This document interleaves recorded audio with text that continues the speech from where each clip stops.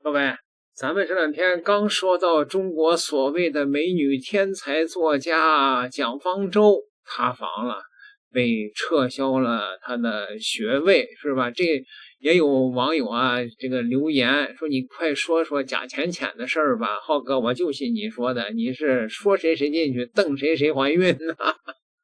好吧，你把我这个真当成了油管的第一黑嘴了是吧？好，那就说说贾浅浅。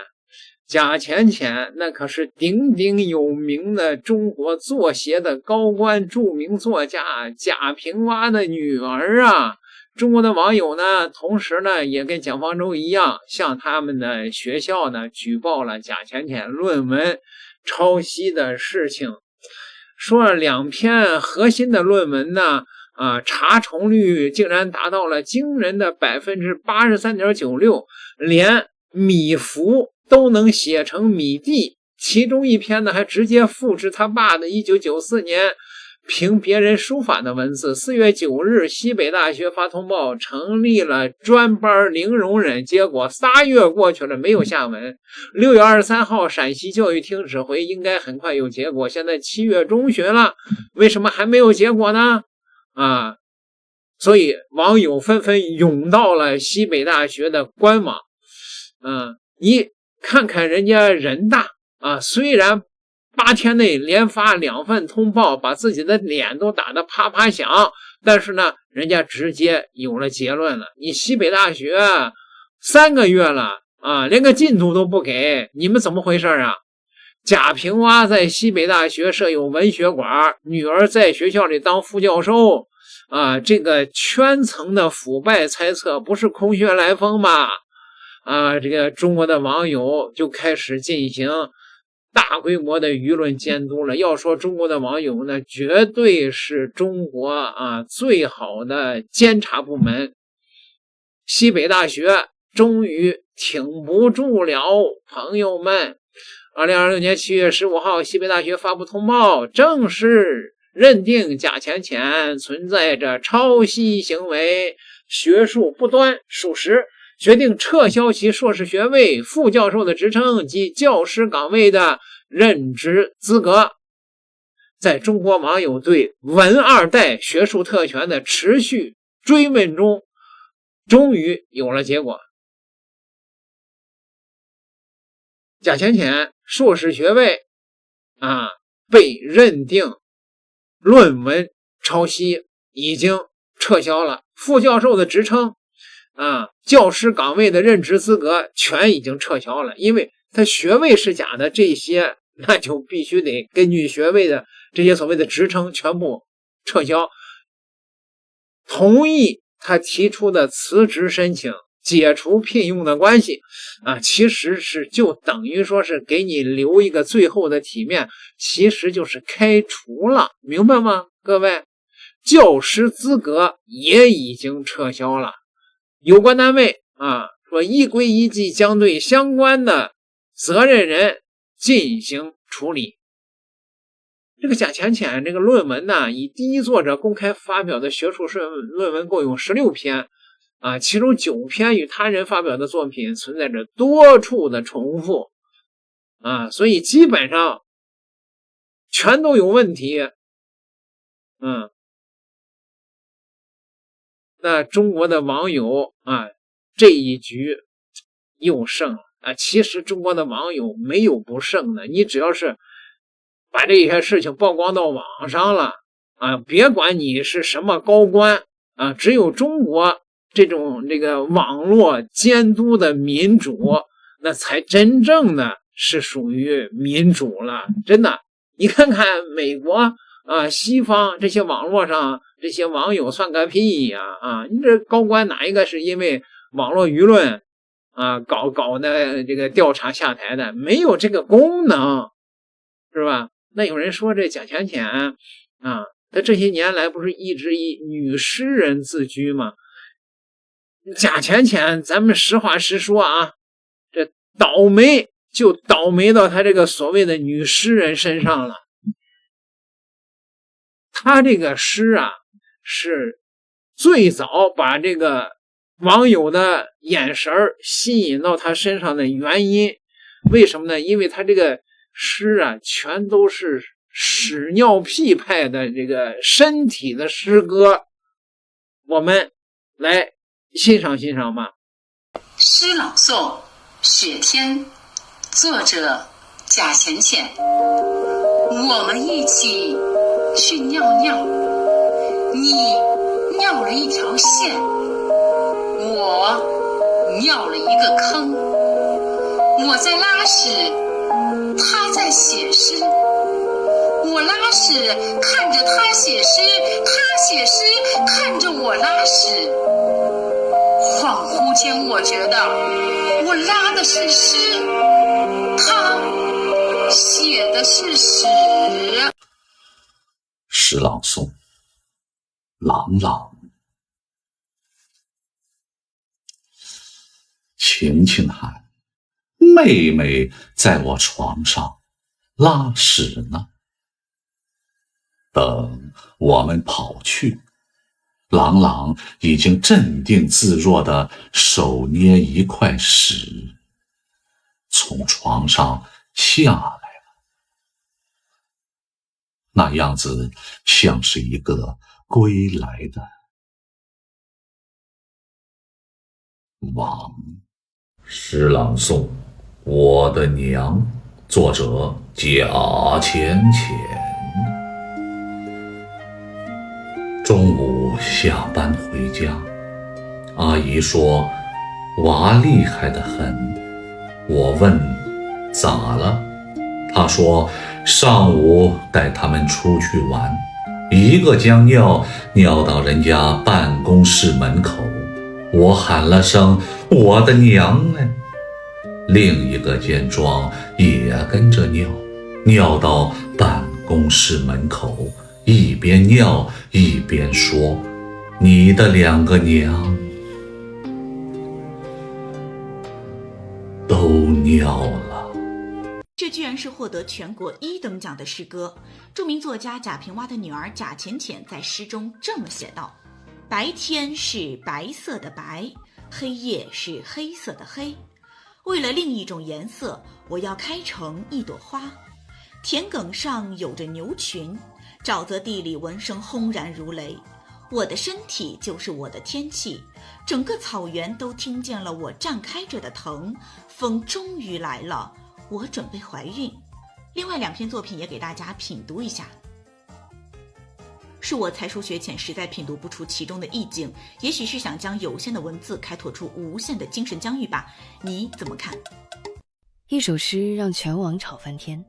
贾平凹女儿贾浅浅用3行字颠覆你对文学的认知。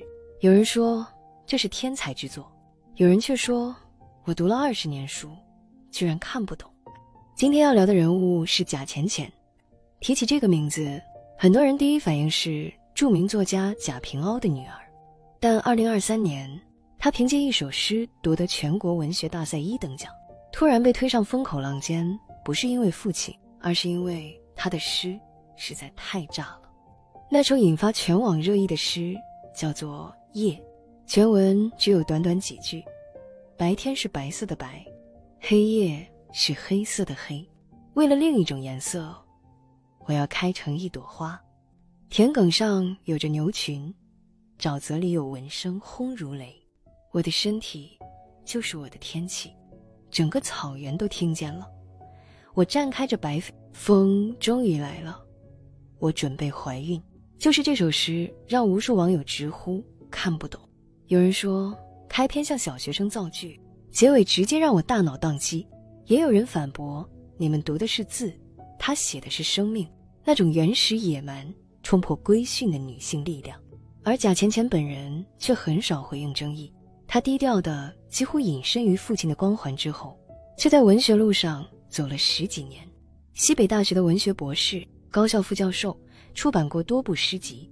他其实早就是文学圈内认可的诗人，但大众真正看见他，却是因为这场猝不及防的爆火。有人说他靠父亲，他却用作品说话。诗里没有贾平凹的乡土厚重，反而充满大胆的意象，身体的觉醒，甚至挑衅般的直接。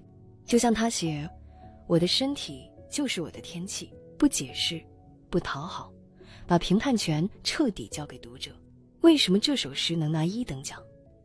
评委的评价或许是个注脚，在极简的语言中构建了多维的隐喻空间，从黑白对立到生命绽放，再到孕育的预告，完成了一次对存在本身的诗意叩问。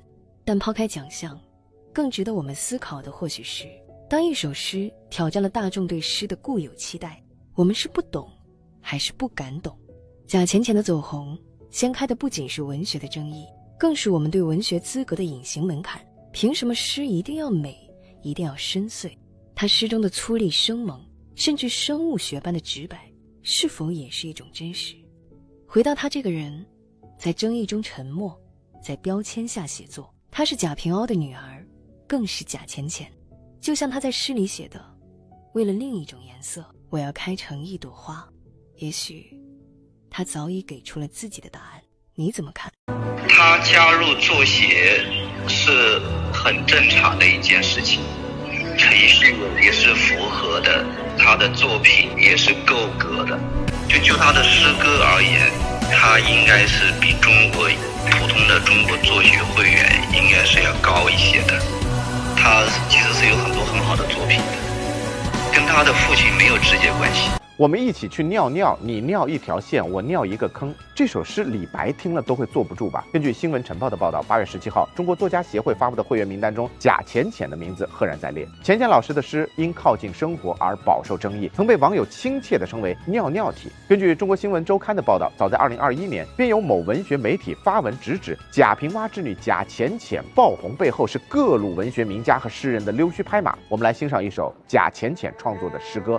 真香啊！上午，同事们一起把饭吃，一个同事在饭桌上当众抠鼻屎，他喊了声“不要擦拭”，另一个同事见状抢上前去抓过那个同事的手指，一边舔还一边说：“真香啊，你的鼻屎。”有编辑曾经对他的诗集点评道：诗人从生活细节入手，有着朝圣者般的细腻与真诚。在古典美学与现代生活的夹缝中，他找到了某种狭隘的表达方式。贾浅浅文学水平如何，我不予置评，但是这编辑真的挺厉害的。面对这样的诗歌，有网友表示自己也能够成为诗人，只要会打回车就行。有人认为贾浅浅之所以有如今的机会，不过是依靠父辈的光环罢了。作为文二代，人们对贾浅浅抱有更高的期待，诗应当是优美的，断不该出现观之不雅的内容。贾浅浅的创作颠覆了大众对于诗歌固有的印象，这也就解释了贾浅浅进入作协后为何引起如此大的议论。其实对于贾浅浅的创作才能，贾平凹先生好像早已知晓。